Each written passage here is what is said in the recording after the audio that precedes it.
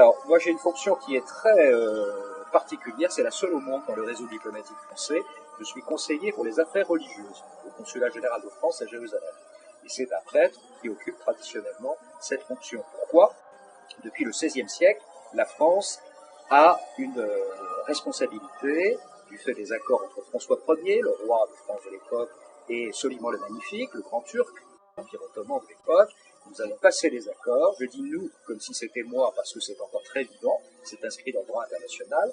Nous devons protéger les lieux saints, 40 communautés chrétiennes, c'est-à-dire aussi des sites, des églises, etc., d'origine française, et nous devons aussi protéger plus largement tous les chrétiens d'Orient, dont on parle beaucoup à l'heure actuelle, notamment à cause de l'Irak, de la Syrie, mais aussi ici de Palestine. Alors d'abord, Jérusalem, on est à la fois en Israël et en Palestine.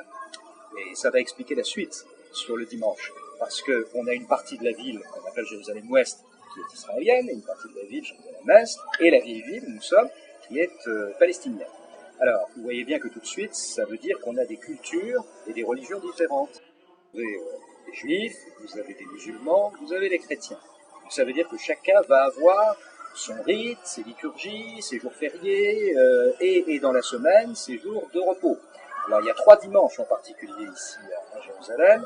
Il y a le dimanche, entre guillemets, des musulmans, qui est le vendredi, jour de congé. Il y a le dimanche, entre guillemets, des juifs, le Shabbat, qui est le samedi.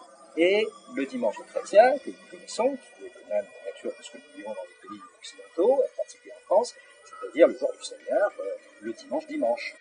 C'est à la fois 3 jours par semaine, et on pourrait dire, pour être sur la question que vous posiez, c'est tous les jours dimanche aussi, parce que ici, tous les jours, dans la vieille ville en particulier, vous avez des occasions de célébration religieuse.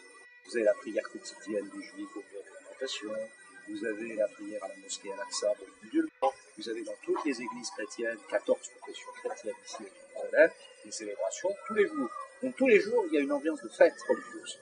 Et tous les jours, il y a une ambiance aussi de fête parce que le caractère des Palestiniens et le caractère des Juifs se ressemblent beaucoup de ce point de vue. Dès qu'il y a une occasion, on fait la fête. Voilà. Et donc, on peut dire effectivement qu'à Jérusalem, c'est tous les jours dimanche. On dirait peut-être d'une autre façon, à Jérusalem, c'est tous les jours Jérusalem.